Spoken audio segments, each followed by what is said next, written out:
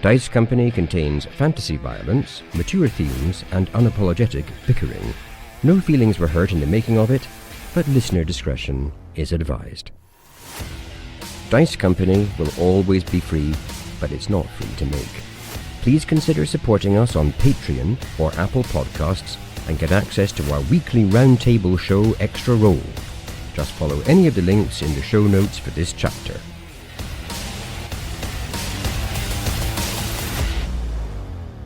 Welcome one and all to Dice Company, where a group of old friends weave tales of triumph, heroism and despair under the guise of playing Dungeons and Dragons. My name is Tom, and I'll be your DM through the continuing adventures of the Order of the Heron. Order of the Heron, please introduce yourselves and tell us one fun fact about your characters. Hi, I'm Harry, and I'm playing Tock, an imposing 6'8" automaton. And during the upcoming battle, Tock is planning to use the bag of holding for easy and convenient battlefield transportation of casualties. A warning, though, the Tock and Tick dock wagon service lacks several key amenities that humans consider important, like cushions, light, or oxygen. Hi, I'm Charlie. I play Vander Finnick. Vander's puzzled. He recently was promoted to Admiral, yet no one seems to call him as such. He's wondering from the rest of the party what's happening there. Hello, I am Dave and I play Bennie Quez. In a fact unrelated to current events in any way, really, Bennie has realised that when he saw snow in the cavern during the solstice episode, that was the first time he's ever seen the kind of crisp white snow that you get in storybooks, because growing up in Middleton, while it did snow, because it's such an industrial city, it was always a dirty grey colour, which was never all that appealing. This is something he has been reflecting. Hi, I'm Alex, and I play Augustus, and my fact today comes from my 5-year-old daughter because I was short of facts. And she says, Augustus cuts his toenails with a mouse. No. Oh my God. How noble. Why are you on here and not her? This is amazing. She is the best of us. She said that as she was going through the room, and after like 30 seconds, I had to follow her to be like, but hang on, does he like hold the mouse against his toes and the mouse like nibbles? And she looked at me in just like absolute horror and went, no, Daddy, it's a dead mouse. Oh. So Canon. That is lore.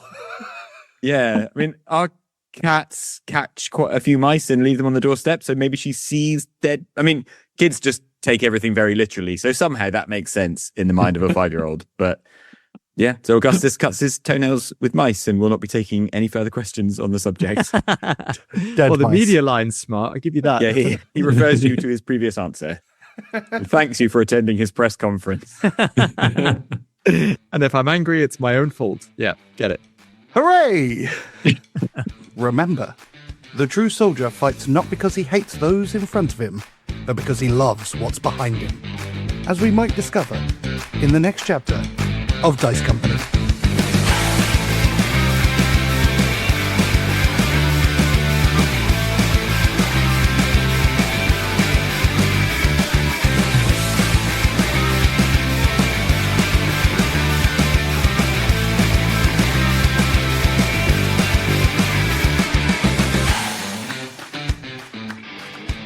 Previously on Dice Company, the Order of the Heron continued their exploration of the fortress city of Deepmaund, a place divided between the Kale-worshipping Blackhearts and the down-and-out order known as the Knights of Scarlet.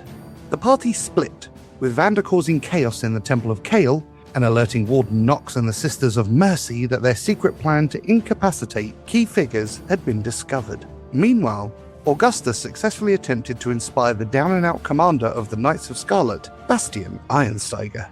With the Knights gathering in the Scarlet Keep, thanks in no small part to Bennie's work, a mob of Blackhearts and worshippers of Kale march on the Scarlet Keep, as once again, war comes to Deepmaund.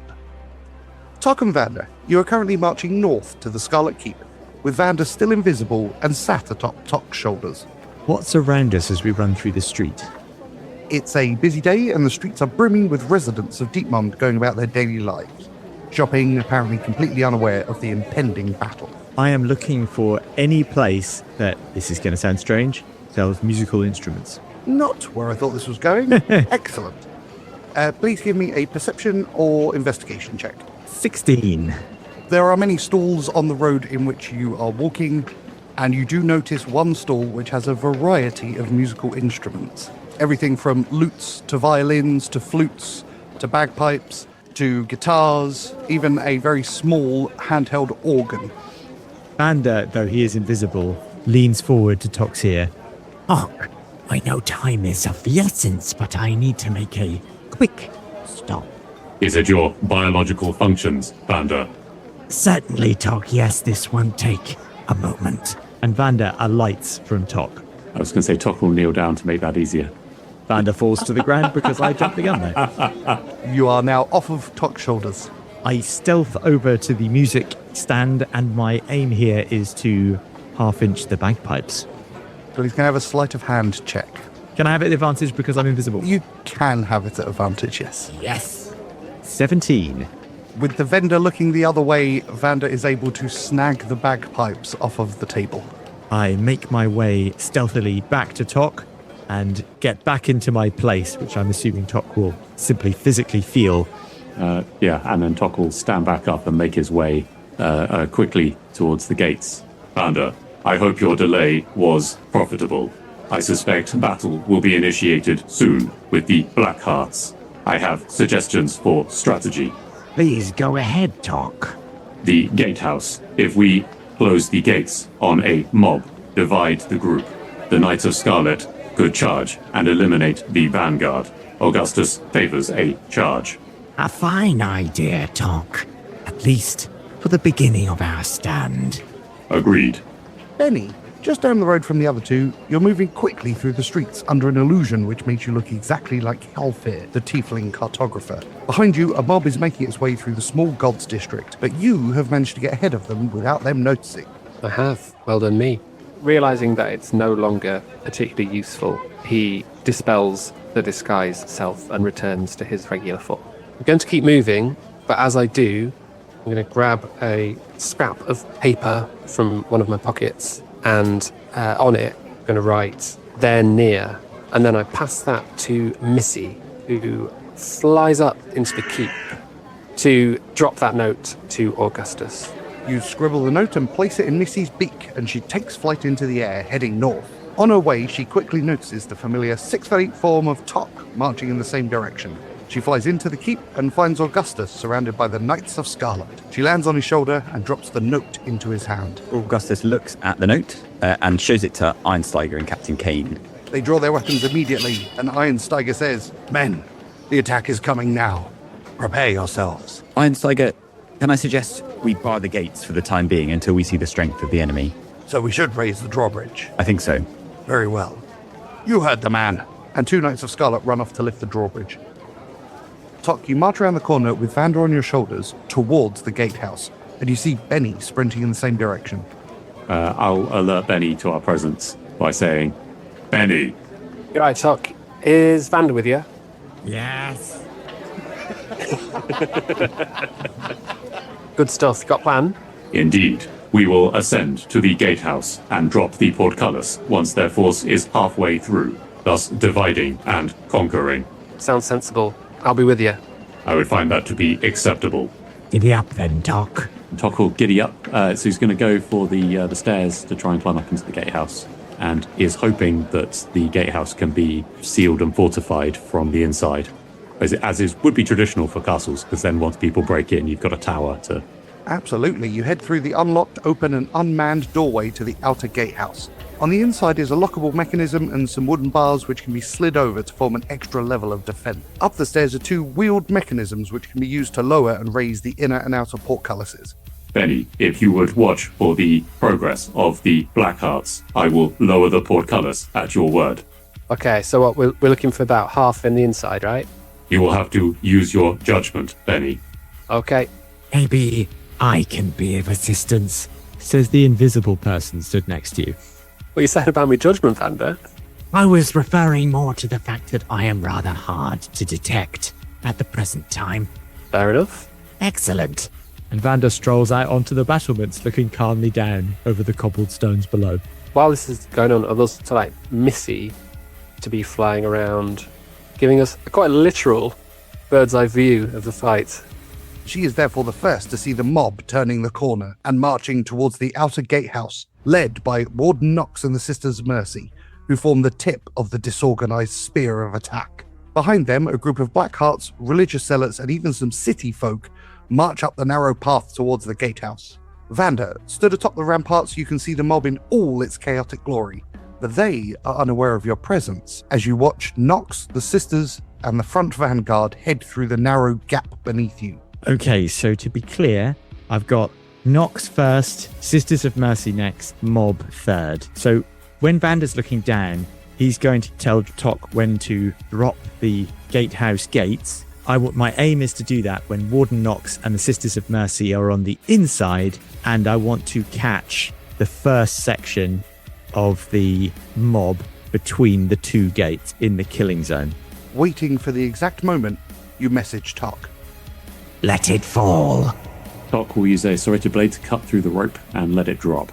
With a clang, the outer portcullis drops, separating the front third of the mob from the remaining 2/3 and crushing 2 Blackhearts beneath the spike. Simultaneously, Tick is going to cut the other rope to the portcullis at the front of the gatehouse, thus trapping a bunch of them in the gatehouse and murder room as Vander's planning. A second clang rings out almost immediately after the first. You estimate that 20 people or so were caught between 2 of them, and 6 having been crushed by the spikes. There are shouts and screams from the mob, but at the front, Warden Knox and the Sisters of Mercy do not turn around, continuing their march towards the keep.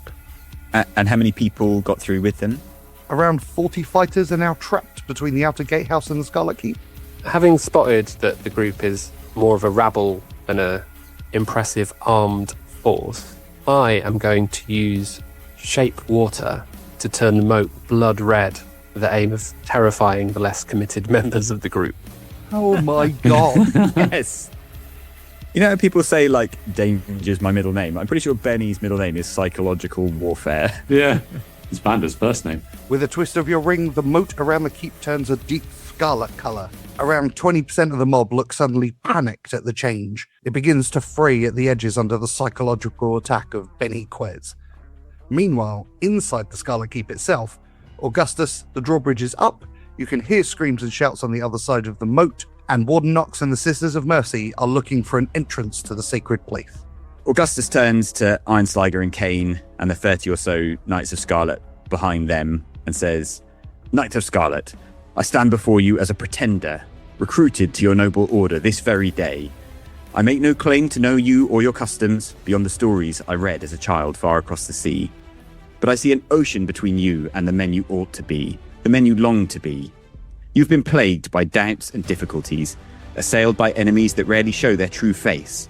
They hide behind tricks and crooked words, turning your honor against you, leaving you unable to strike.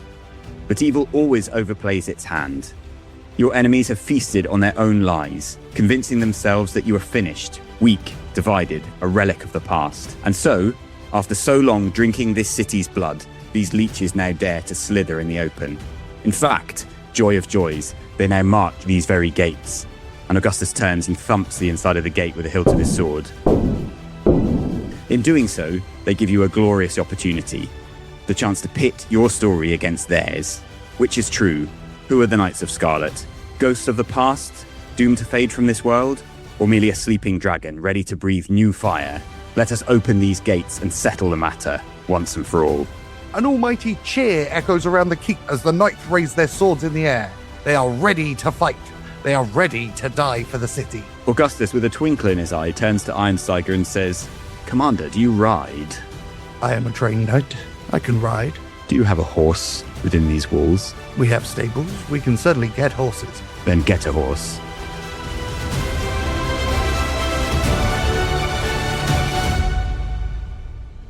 Vander strolls back into the door to the top of the gatehouse. Gentlemen, I suggest now we wait for Augustus to make his move, as the people outside of the gates are now not the threat, only those within. I would find that to be acceptable. Then let us watch and hope. And Vander strolls back out of the door to look over the battlements inward towards the portcullis. Tock and Tick are going to ready their airlocks, I'm going to call them. Bennie is going to set up his bow and his poison arrows. His favourite poison arrow. Vander places his invisible hands on the battlement and looks towards the keep, under his breath. Augustus, I believe this is your time now. Augustus, inside the keep, one of the knights brings out some horses. Ironsteiger grabs the reins of one. Sir Fabian, we have your horse for you. Thank you, but I do not require a horse. And with that, Augustus casts Find Steed. Ooh. Okay then. Please describe the steed that you find. So, forming from thin air beside Augustus, you see a large animal, as big as a warhorse, but this is no horse.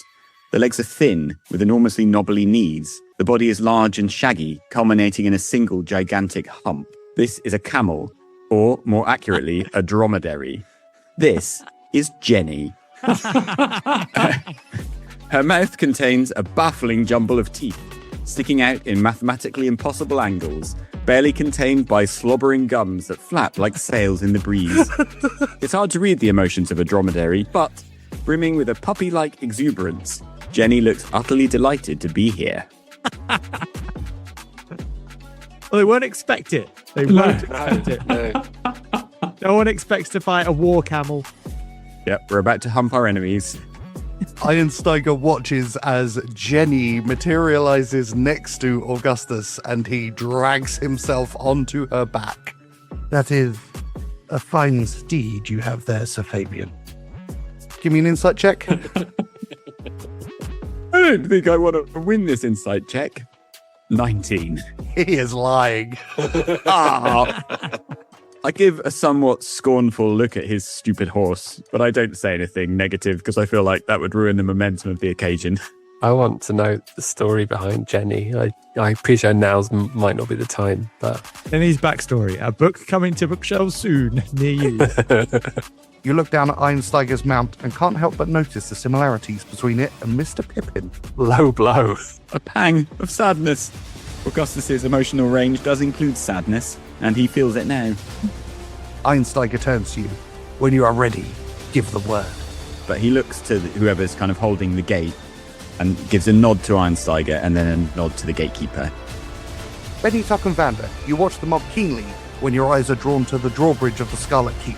It moves slightly and then falls open with a booming crash, landing inches from Warden Knox and the Sisters of Mercy, who take a quick step back. There is a beat of silence when from within the keep you see, leading a spearhead of mounted knights, Augustus riding atop a knobbly-kneed dromedary, closely followed by Commander Ironsteiger and Captain Kane. Behind the mounted knights is a wave of troops on foot. They smash into the front line of the mob.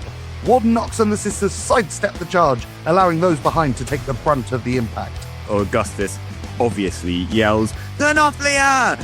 Because there may be someone in the city who doesn't know who we are yet. Roll for initiative. 9 for Tock. That is 11 for Bennie. 11 for Vander. And for some reason, a 1 for Augustus.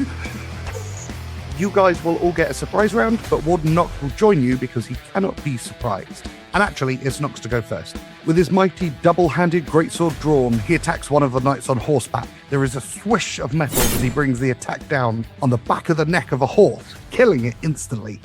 The knight tumbles onto the floor, and Knox marches up to him and plunges the sword through the back of his neck, killing him outright. Bennie. So the first thing that I do is I call out, "Missy, Bell!" with the intention that Missy will fly over the keep and ring the bell at the top of the tower to summon the rest of the knights. Nice. And then, secondly, I will take a pot shot at Warden Knox. That is a natural 1 for a 7. Having knocked your arrow and prepared for the charge of Augustus and the Knights of Scarlet, you pick your moment perfectly just as Knox is plunging his great sword into the neck of one of the knights. You fire it, it whistles through the air and lands in the moat just beyond. A poor shot. Gonna hide now, I think, in shame. And then you just duck behind the wall where you are. Vander. Vander, this is a strange turn for me, but Vander, observing Augustus's charge, smiles. As he looks down on the ensuing chaos, he says to himself, Of all the magnificences in the world, surprise has to be chief among them. Now, time for some music. And from his robes, he produces the bagpipes, and a low note sounds across the battlefield. Angry Dooting. I don't want to throw shade on Vander. How easy is it to hide bagpipes under your robe? I'm sorry, mister. I've got a bag that's like the TARDIS. Yeah. So my intention in doing this is to up the level of fear that any soldiers still wondering whether to fight or not may be feeling. I'm trying to get people to peel away as they hear the sound of angry dooting. Give me a performance check. Play those funky bagpipes, Vander. Oh, that was at advantage. So I'll take the lower roll, which is 19. Excellent. The rest of you hear this swelling, wheezing sound as bagpipe music comes from thin air up on the ramparts, playing beautifully. From the edges of the mob, you see two people splinter off, fear rippling in their faces. One of the fleeing men, having dropped his weapon and in a desperate search for an exit, heads in the direction of the blocked door to the outer gatehouse. Amazing. I'm going to start walking into the gatehouse with the intention of walking down the steps. From the perspective of anyone else on the battlefield, they'll just hear spectral pipes sounding and an ominous movement they can't place. That's fine. I'm going to say you have enough movement to get down the stairs and out of the door if you would like to. I will do that since I am invisible. Tock is going to quickly say, Bennie, concentrate your fire upon the Sisters of Mercy. And he and Tick are going to shoot at the one of the Sisters of Mercy. They can see by the side. Tock gets a 19 to hit. Is a hit. Please roll for damage. 10 bludgeoning damage. His second shot gets a 13 to hit. Is a miss. And unfortunately, Tick rolls a 1 and misses. So with the pop, pop, pop sound of Tick and Tock's airlocks firing out into the mob and directly at the Sisters of Mercy, two of the shots go wide, but one of them punctures the Sisters of Mercy's shoulder, and you see her kind of move forward and spin around to look to see what had just hit her. Move to reload, and they're going to, as classically do in a gatehouse, move to the side of the arrow slit they're firing from so that they are unobserved. Giving you full cover. I know it's not like the action hiding, but you are hiding. You're not any better than I am. Well, that's the thing. So technically, not being a road, he can't take the hide action whilst also shooting. But yeah. Augustus, atop Jenny, you smash through the line of Blackhearts, crushing one under hoof. With amber drawn, you find yourself surrounded by two Blackhearts within the mob, but you have momentum. Augustus wheels Jenny round towards Nox, points the tip of amber at him, and says, "You!" And as a bonus action, he casts Compelled Duel. Nice. Very nice. He must make a wisdom saving throw. On a failed save, the creature is drawn to me, compelled by your divine demand. That is a 7, which is a fail. Having killed one of the Knights of Scarlet, he then hears your voice, Augustus, as he looks up.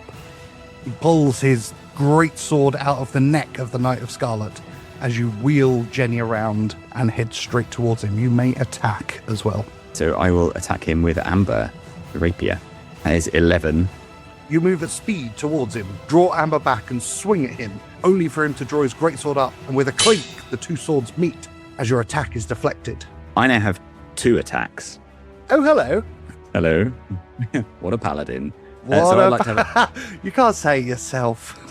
well, it's always said in a derisory way. So I'd like to just do that again, please. Another 11. And your second swing of Amber is deflected by Nox's greatsword too. Sad. I think I'm telling the listeners how to feel too much. Beyond your duel, the knights on horseback continue to push through the ranks. Behind them, the knights on foot rush forward, and with a heave push the Blackhearts back and dig their shields into the cobblestone floor, creating a shield wall. The unruly mob, taken aback by the push, gather themselves and start to push back. And we're back to the top of the round with Nox for the first full round of combat. He swings his greatsword at Augustus, but you are able to parry that. He swings back, but again parried. The third attack, though, crashes into your side with a natural 20 or 15 slashing damage. Uh-oh. I was feeling quite cocky there. Yeah. Nox turns to the Sisters of Mercy. It's a trap. Sisters of Mercy turn. The three let out a howl of rage, and before you, 2 of them begin to writhe in apparent pain, their bodies twisting and pulsating, stretching and reforming. Hair sprouts all over them as sinew ripples and tears, and they quickly transform into large brown bears. Fuck. Interesting. They rush into the melee, attacking and savaging 2 Knights of Scarlet. The third sister identifies Commander Bastian Ironsteiger. She cracks her whip in the air, and Ironsteiger, still atop his horse, freezes entirely and slowly slips off the side, hitting the ground with a thud. She has successfully cast Hold Person on him. Bennie. I will shoot at whichever bear has already been injured using my poison arrow and Lorian's bow. So that is an 18 to hit. Is a hit. Please roll for damage. 5 piercing plus 7 for sneak, so a total of 12 piercing damage. The bear sister has passed the roll to avoid being pinned, but has failed the constitution check against poison. Please roll another 2d6. Ah, nice. That's 8. And a total of 20. Ooh. Bennie draws back an arrow and fires across the battlefield at one of the brown bears. The poison-tip arrow pierces the great hairy haunch, and the bear rises onto its hind legs and lets out a roar of pain, looking quite bloodied. For my bonus action, I would like to use my mage hand, and I'd like to take it to this little group of Kale worshippers who are on the limits of my reach, and just pour a little bit of oil on them. Oh dear. Bennie's mage hand carries the oil out into the battle and just casually, like you're drizzling oil over a lovely salad, just coats a row of 3 Blackhearts in oil. The last thing you want in a pitch battle is to be covered in oil, because you know that's step 1 of a really horrible plan. What's step 2, Jug? Fighting a bear. Step 2 is vinegar. I was going to say, get freaky, Al. And then finally, I'm not going to hide. I'm better than that. I'm going to follow Tock's advice and just take a little step to the side of the arrow slip. And I'm going to turn to Tock and nod in a kind of like, yeah, that's how you do it. Are we Nice. heroes? Exactly. Hey, very, Bennie, very brave. Tock Bennie, returns that the is nod. quite heroic, yeah. Vander. Okay, Vander, having exited and locked the gatehouse door, casts about him. I understand that about 20% of the soldiers ran, so I'm expecting to find a gaggle of terrified soldiers at the foot of the wall somewhere. Yes, indeed. Excellent. They hear the sound of spectral bagpipes increasing in volume as an invisible figure approaches them. The pipes abruptly stop for a second, and they hear a throat clearing. Gentlemen, my name is Admiral Finnick. I am an invisible serial killer with a predilection for torture. But you're in luck, because today I am in need of a piper. Would one of your cowering group please take a step forward if you possess the talents? Give me a God, do you know what check is it? That is, intimidation. Compel Piper. yeah, gotta be one of the weirdest GM decisions you've had to. That's a 19 for Compel Piper. Fucking hell. The one Blackheart that you saw fleeing from the group earlier, heading towards the door to the gatehouse from which you have just emerged, playing the bagpipes while invisible, stops in his tracks and just looks in your general direction. Obviously can't see you, and you can see the terror. You're used to this, seeing the terror in the whites of his eyes. And he just holds his hands out. Invisibly, Vander smiles and approaches. Bagpipes appear as if from thin air and drop into the outstretched hands. What's your name, soldier? His body sags forward under the weight of the newly visible bagpipes. I'm Joe. Pleasure to meet you, Joe. Consider yourself conscripted into the Order of the Heron. You are our bannerman and piper. Congratulations. Now, walk with me or I'll peel your skin off, piece by piece. What? I can't see you, he says desperately, but through curled lips, blows hard into the bagpipes as it wheezes to life once again. I was going to say, how easy is it to play the bagpipes? And I'll tell you what, it is the finest bagpipe playing you have ever seen. It's better than yours, unbelievably. He knows how to hit every note. He's got no idea where you are, so he can't follow you. So he just begins to march along the edge of the battlefield, hoping that he's following you in the correct direction. Ah, wonderful. Fear is truly the best motivator. Vander takes him lightly by the arm and guides him towards the battlefield, calling out, Serial killer coming through. It's like a macabre bedknobs and broomsticks. I'm just going to make a direct line for the rear of the Blackhearts that are fighting the Knights of Scarlet, because I imagine this won't be good for their morale at all. The back row of the Blackhearts turn around to see one of their number, with tears streaming down his face, beautifully playing a haunting bagpipe song, while a disembodied voice speaks to their impending doom. They are desperate to keep the attention on the Knights of Scarlet, but for some, the allure of fear is too strong. Excellent. I am simply going to throw the flammable liquid I took from the market over the back row. So more covered in oil. Lots of step ones going on. The back row, already terrified by the bagpipes and disembodied voice, then find themselves slowly covered with droplets of oil which appear out of thin air.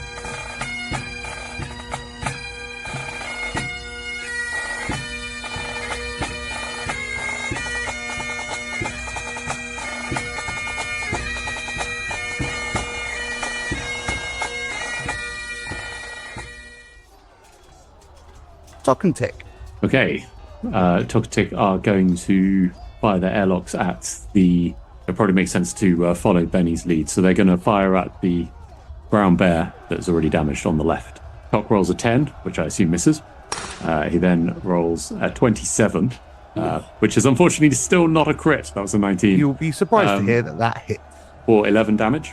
One of the pellets from the airlock rips into the thick hide of the bear, which looks extremely bloodied. And Tick carefully aims his airlock and gets a 21. Which hits. Roll for damage. For 9 bludgeoning damage. Tick's pellet rifles through the skull of the bear, which immediately collapses and transforms back into the Sister of Mercy. Badass. Okay. Tock and Tick both retreat and hide behind the arrow slit to cover. Augustus. Augustus is going to attack with a rapier in his standard style. Well, I accidentally rolled at advantage, but still 10, so it doesn't make any difference. It does not. The first attack is blocked by Warden Knox. 22. Is a hit. Please roll for damage. 5 piercing. And I would like to add Divine Smite 12. For a total of 17. With the first attack parried, Augustus, you're able to swing through Knox's defense and deliver an almighty sweeping attack. As you connect, for the first time in months, amber glows with radiant energy and a voice appears in your head. Yes, my champion, smite the undeserving. And the sword flashes into the stomach of Warden Knox, and he looks bloodied. Very good. Well, sensing blood, Jenny's going to try and bite the guy. Vampire camel! What kind of camel? Yeah. It's a terror camel. Have you named Jenny after the Lenny naming conventions? I don't want to discuss it. Oh my word, he has, hasn't he? Welcome, Bennie and Lenny. It's Jenny. Jenny can do a bite attack, so please roll a d20 and add 5. Balls. So that's 11. Jenny, with her crooked teeth, just begins to kind of at Knox, who just kind of pushes her head away as she tries to gum him aggressively. I mean, he didn't do any damage, but it would be unpleasant if a camel attempted to gum you. I mean, at least off-putting. In the center of the battlefield, the fight between the Blackhearts and the Knights of Scarlet intensifies. The shield wall of the Knights is broadly holding strong, but small pockets of resistance are fighting their way through, and the bodies are beginning to pile up. Through a gap created by a fallen knight, Captain Kane roars through wielding his sword and shield. In seconds, one Blackheart falls under the weight of his charging attack, before he pivots and slashes down a second. Around him, chaos reigns as dozens of men fall, evenly split between both sides. Kane roars loudly and smashes his sword against his own shield, which draws the attention of one of the brown bears. In the keep itself, Missy has flown up to the bell tower and has gripped the clapper. All of a sudden, everyone on the battlefield hears a bong, bong, bong. And we're to the top of the round with Warden Knox.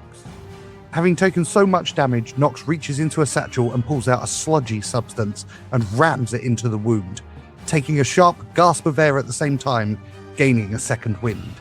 He then grips his sword and swings at Augustus with a 24 to hit. Is a hit. please take 9 slashing damage. Another hit. 23 for 9 slashing damage. And the third attack you parry. You see him grinning. This is a worthy fight.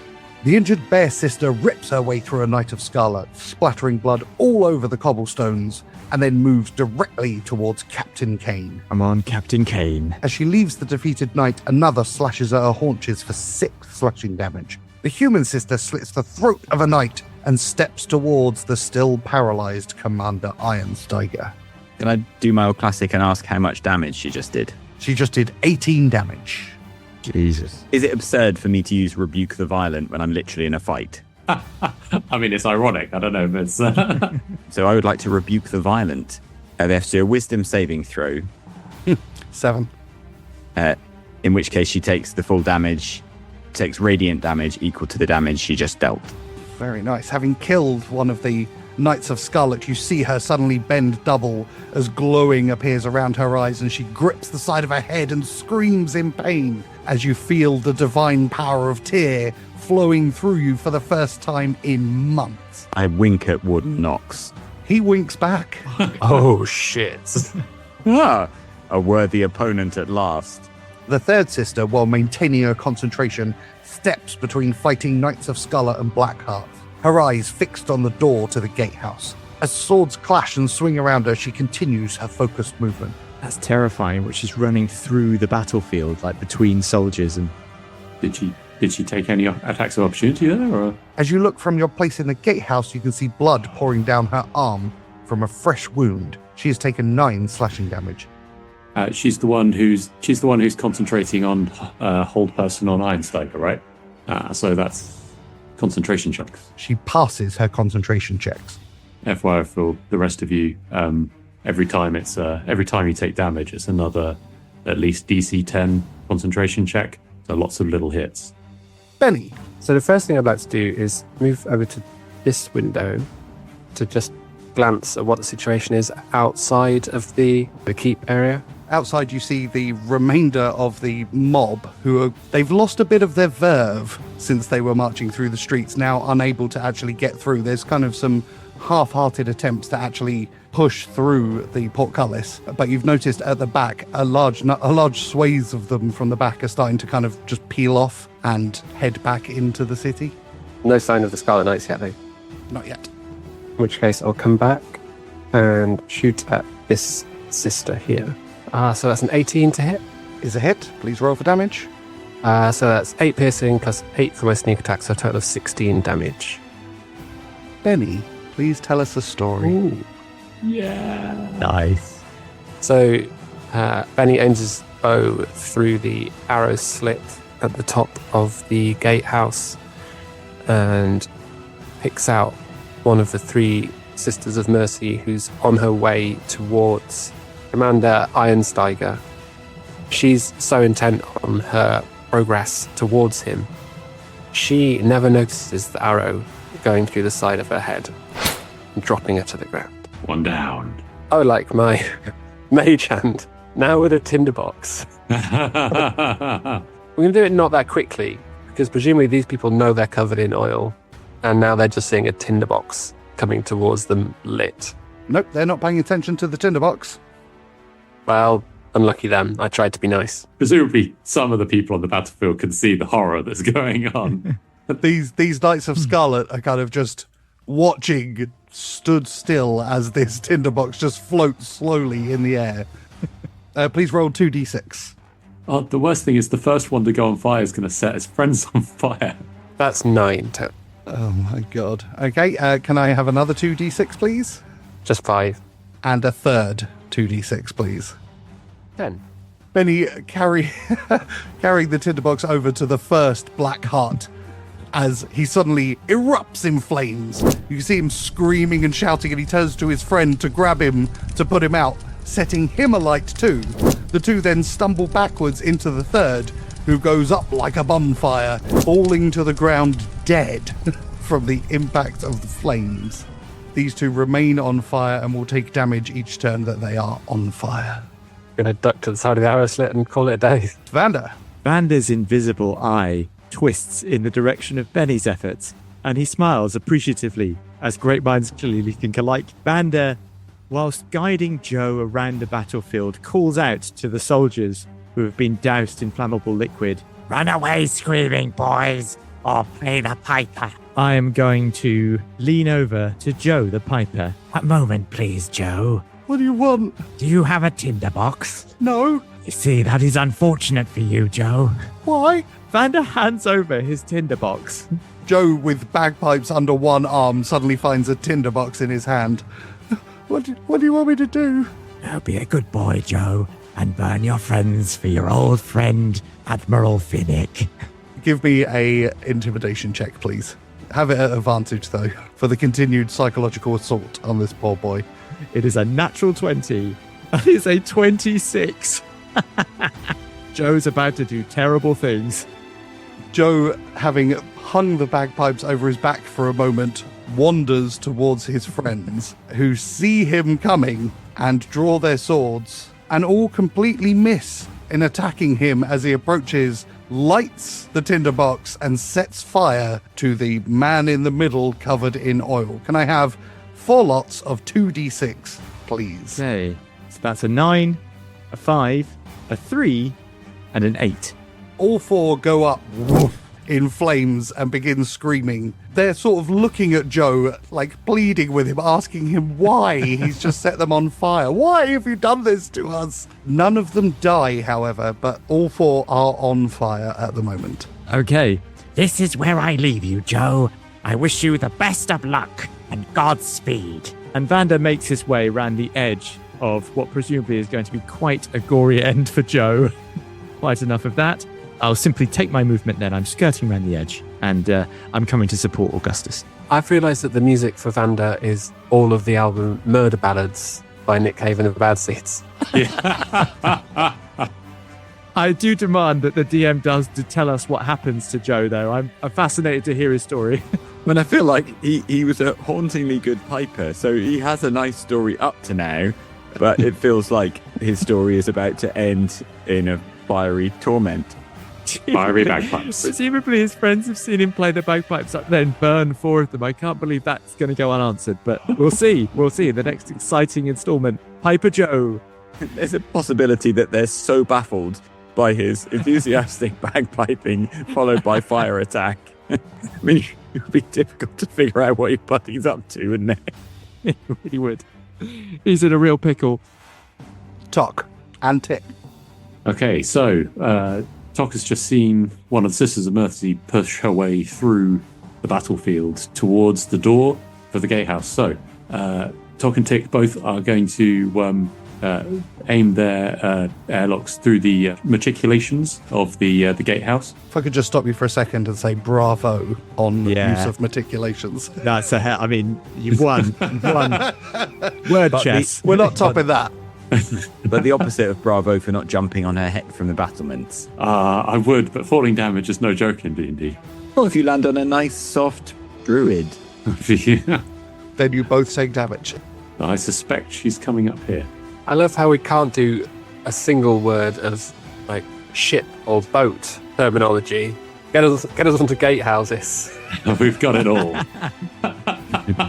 Welcome to gates and gating, I guess. People now know what we all collectively studied at uni. Castles? No, just gatehouses. Castles. Just are- Everything beyond the gate is a mystery to us. You mean like the circular rivery thing? Yeah. There's one of them inside the gatehouse. No one knows. No one knows. Lake? Oh, yeah. Big blue wobbly thing, what mermaids live in. Red. Big white red wobbly. Sorry, yeah, big red wobbly thing. That's a good Yeah. call. Blood Lake. In shooting with the airlock, Tock has a 22 to hits Hits, for 7 damage, and then a 15 misses. for no damage. Tick gets a 10. So 3 shots are fired out through the, oh fucking hell, matriculations of the gatehouse. Fucking nailed it. Unfortunately, only one of them hits the shoulder of the Sister of Mercy, who looks up in your direction and then looks back towards the door with killer intent. So Tock and Tick are going to move back into a defensive line in front of Bennie, and Tock's going to tell him, Bennie, we will have company soon.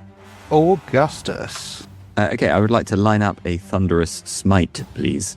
Yes. I don't know what it does, but I'm so in. You and me both. Okay, rapier attack incoming. 22. Is a hit. Please roll for damage and add your smiting power. Okay, 6 piercing, plus 3, so 9 damage. However, 3 of that is thunder damage, and he's going to be potentially pushed over. So strength saving throw or be pushed 10 feet away and knocked prone. It's a 19, natural.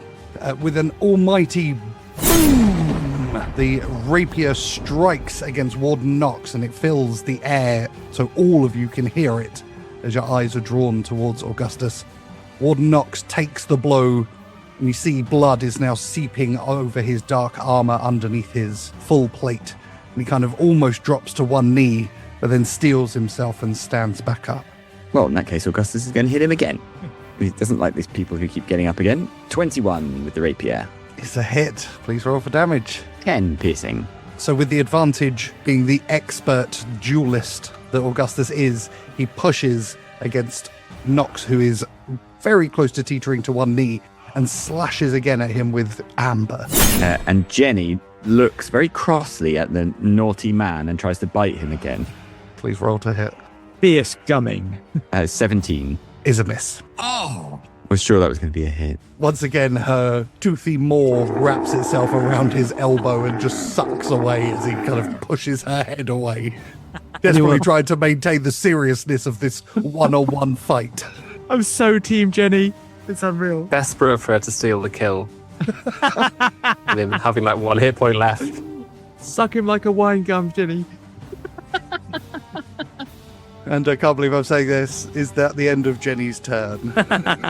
Yeah, Jenny hasn't learned to wink yet, so she's done. Elsewhere on the battlefield, the Knights of Scarlet continue their regimented and consistent assault on the chaotic mob with a definite sense of the tide turning in their and your favour. This is helped by the number of people who are screaming and on fire. They scream in agony as the fire licks around them, and one by one, they crumple to the floor. People are just disappearing from the battlefield. I guess that makes sense. They've been on fire for a while. Joe remains unharmed. Amazing.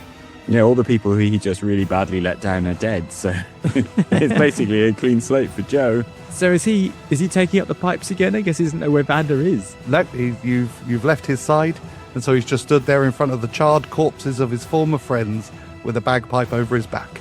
Oh, okay. Don't worry, Joe. We'll circle back to you. Warden Knox. In desperation, he swings at Augustus, but you're able, Augustus, to just move amber quickly to parry. And you parry a second time as his attacks become more wild. The third, however, does hit with a natural 20 once again for a total of 19 slashing damage. The third wild strike manages to slash at Augustus's stomach underneath his armor, causing a deep wound. Augustus looks possibly somewhat unwell, but he is not down. And Knox winks at you. Augustus spits blood back towards Knox. It's in the limits of Augustus' gentlemanliness, haven't we? Yeah, but it looked like a kind of respectful spit of blood, if that makes sense. We've all seen them. Yeah. We've all been to the pub in Sheffield. The Sister of Mercy, who is in the form of a brown bear, continues to savagely attack Captain Kane. Kane, with his imposing stature and incredible armor, is able to block one of the attacks. So the bear just attacks at him and does some damage. A lot more anticlimactic. Yeah, I know, right? Jesus.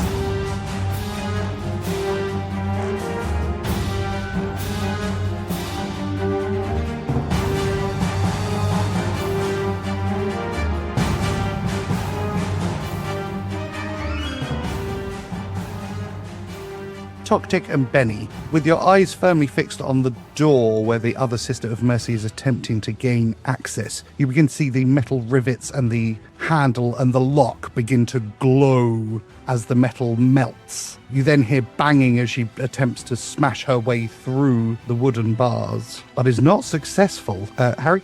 Is very aware that the person who just cast heat metal on the door, which is a concentration spell, is now no longer concentrating on whole person on Einsteiger. Oh, Rules. This is why we keep track of these things. To twist them to our advantage. you are absolutely right. Yep. And so Ironsteiger, having been inert for the entire battle, suddenly finds himself back on his feet. Right. My biggest contribution to the fight was actually just remembering someone else was there. Excellent spot. It's a pretty big deal, Yeah, actually. genuinely.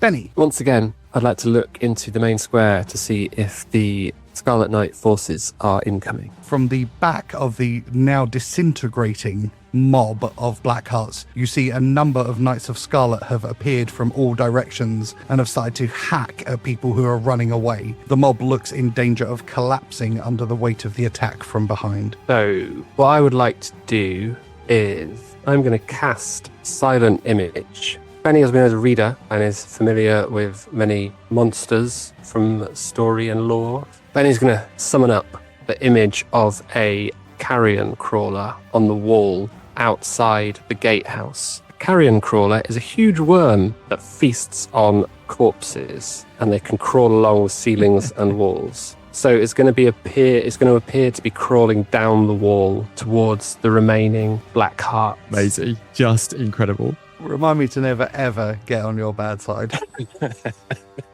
It's all right, I can't do this in real life. I'm not certain that's true. The mob of Blackhearts outside of the gatehouse are unable to tell that this is an illusion, and you hear screams and shouts as they begin to flee from the imagined carrion crawler crawling down the wall towards them. Makes it a lot easier for the Knights of Scarlet to hack them as they pass by. Then what I would like to do is let me know what actions I've got left. But I guess my bonus action, I'd like to use my mage hand to open the outer portcullis. And then if I'm still able to, I'd like to use my real hand to open the inside portcullis. But I appreciate I might have run out of action. You can open the outside one with the mage hand for sure. You can only get one of them. Cool. Well, I'll get the outer one open first. Using the mage hand to twist the wheel thing, and the portcullis rises up, and the half dozen or so panicked-looking Blackhearts who've been trapped between the two portcullises charge straight out into their own men, like kicking and punching people to get out of the way as they flee from the battlefield. That's awesome. Vander, cane in hand, makes his way painfully northwards, circling round Augustus and the Warden. He turns at this point and seems to be lining something up with his one eye. Having satisfied himself that he's got the angle just right, he decloaks, and the Warden for the first time sees Vander. As he does so, Vander pulls down his top to reveal the charred tattoo of the Order of the Heron. Warden! I'm afraid in our religion, striking a member of the Order of the Heron is a sin. And with that, Vander's hand raises, and he casts Lightning Bolt.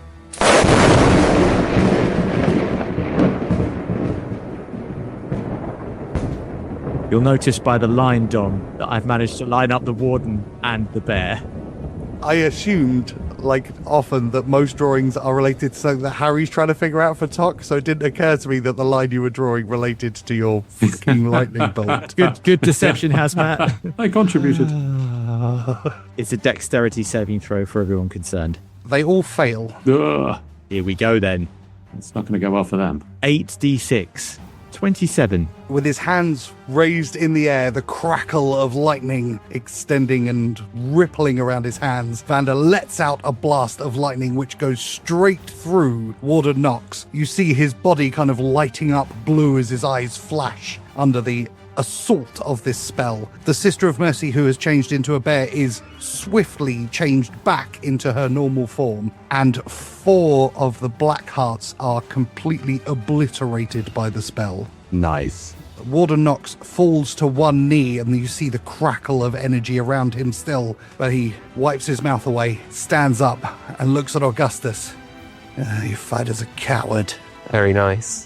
Tuck and tick. Augustus is going to get a turn before Warden Knox, isn't he? In which case, okay, Tock and Tick are going to continue firing on the sister who is trying to open the gate. So Tock rolls a 20 Is a hit. for 7 damage, and then I presume a 10 misses. It does indeed. Tick gets a 16 Is a hit. for 9 damage. For the first time, one of the Sisters of Mercy looks like she's rethinking the strategy of fighting, peppered by bullets from Tock and Tick. You see her looking incredibly bloodied as she desperately kind of hammers at the door to try and get in, but can't. Augustus. Augustus looks at Nox and says, "There's no cowardice in relying on the help of one's friends." And then he lines up another thunderous smite and tries to smash him with the rapier. Good, go ahead. 16? Is a miss. Oh, natural 1 for 7. Is also a miss. Oh dear. We're on to Jenny. Kill stealing. Come on.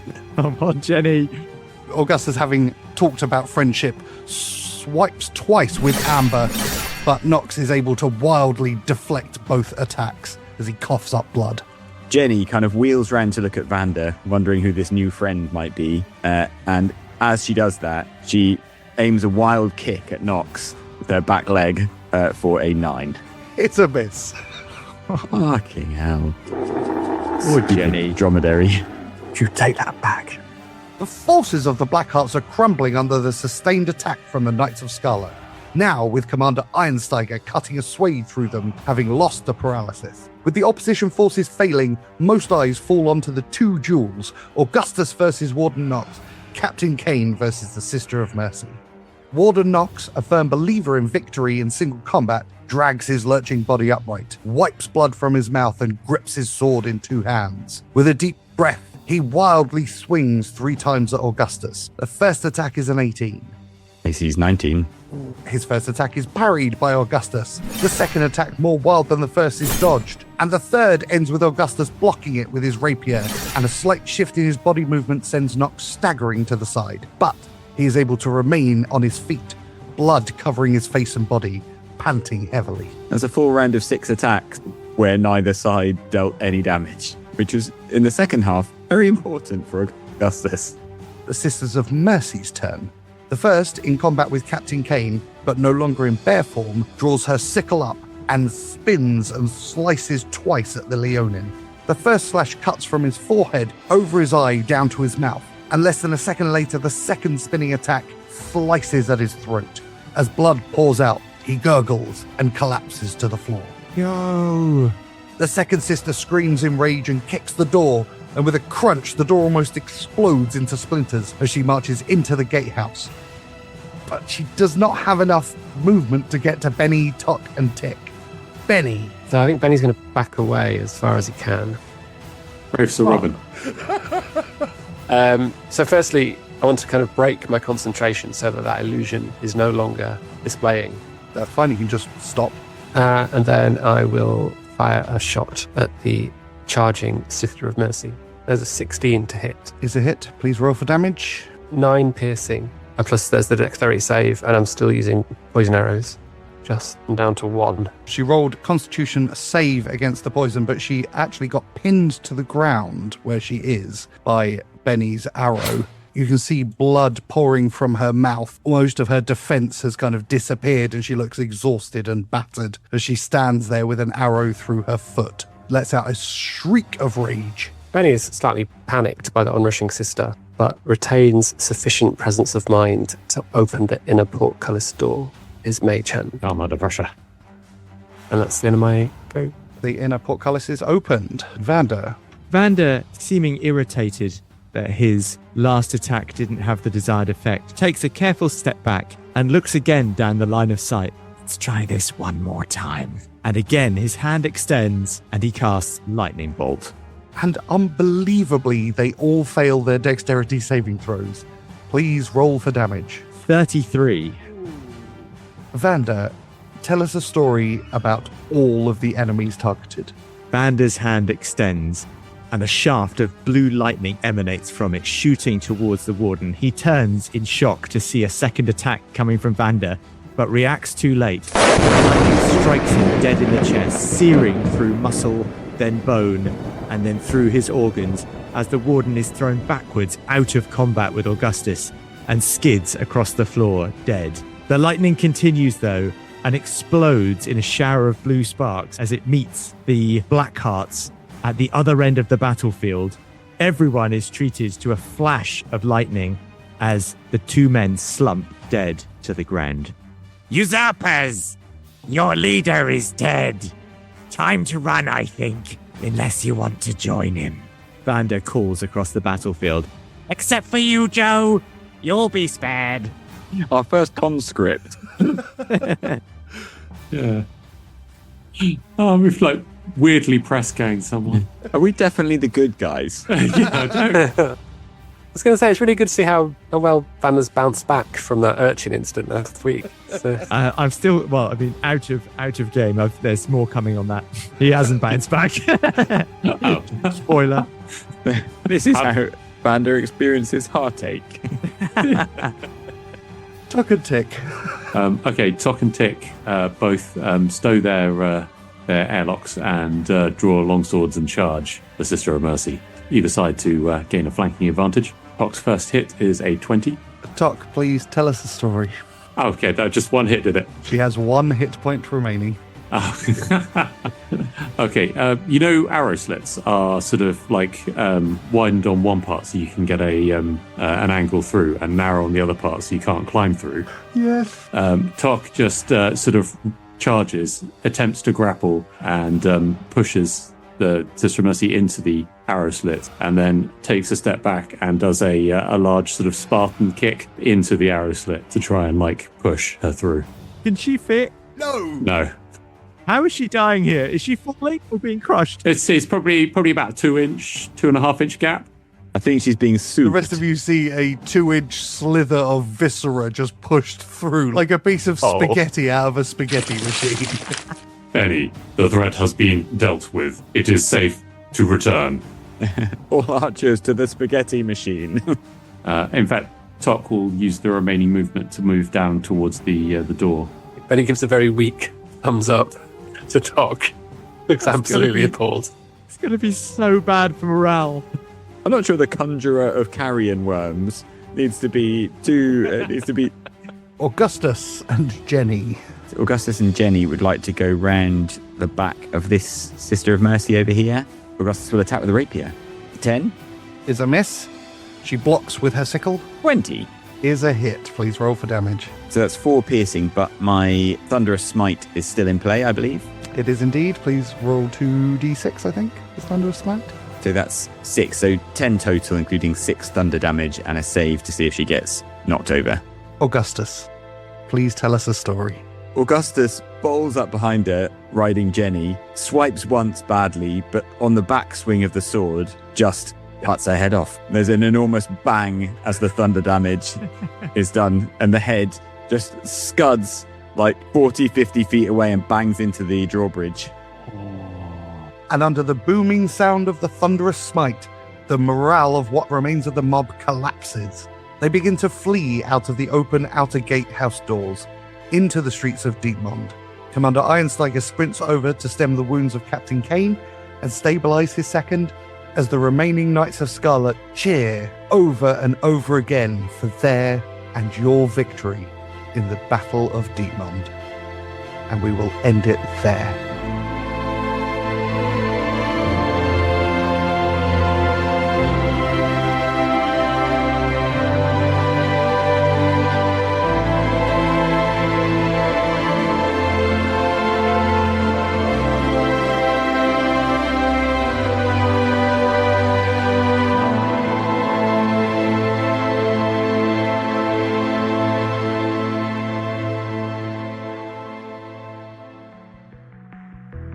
You've been listening to Dice Company's Small Embers, starring Dave Windust as Bennie Quez, Alex Morrison as Augustus Zeno, Charlie Blackadder as Vander Finnick, and Harry King as Tock, with Tom Patrick as your Dungeon Master. The humans of Dice Company would like to thank the following sweethearts for their support. Marshall 001, Marky B, Darcy Thompson, Jenny the War Camel, Stephen Sakura, Nori Gosler, Mickey Arnold, Happy Daddy Scotty, Tika, S.J. Phionics, Richard Ungamus, Rabbi Camel, Team Vander, Paris Hakar, Path Pursuit, Julia Zeno, Shovels, Mama Strange, Queenie, Liz Beckett, Axel Runholm, and Chris from North London. Okay, how does that sound? That Can you sounds hear good. my breathing? No. But until you do that. like a puffer fish.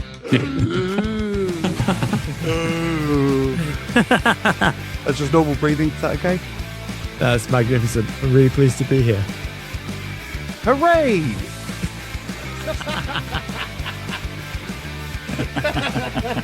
It's really difficult to come up with a different word each week. Are you cheering the end of that? Thank God it's over. I was actually cheering your successful answers. I think we got the message. I just, future reference, if anyone ever says hooray in that fashion to me, I am taking absolutely no joy out of what happened before they shouted hooray. Hi, I'm Augustus. Oh my god. So in character. That's amazing. I have inhabited Augustus now. The transformation's complete. That should have been deliberate. It was okay. Anyway, I'll take a pot shot at Warden Knox. Warden Knox. he's got a sort of comic impersonator who follows him around the city. Norden walks. I was going to say, just for everyone who's still here. So, Charlie, Vander is a bard now? No, and no, and fuck you. I'm a wizard who can play instruments. I mean, define bard. I'm going to say I'm a wizard who can play instruments both in the game and in real life. And don't you forget it. There you go. That gets Augustus. All right. I'll stop doing it. Let's just I'll go for with that yours. last one. Yeah. Let's just do the yeah. Jenny. Thanks for listening. Please consider supporting Dice Company on Patreon, where for the price of a cup of coffee, you get access to a whole other show, Extra Roll, as well as an ad-free listening experience. The Dice Company Discord server, along with our socials, can be found on our Linktree in the show notes. If you enjoyed this chapter, please like and subscribe, and don't forget to recommend us to your friends. If you didn't like it, recommend us to your enemies. And we'll see you next time on Dice Company.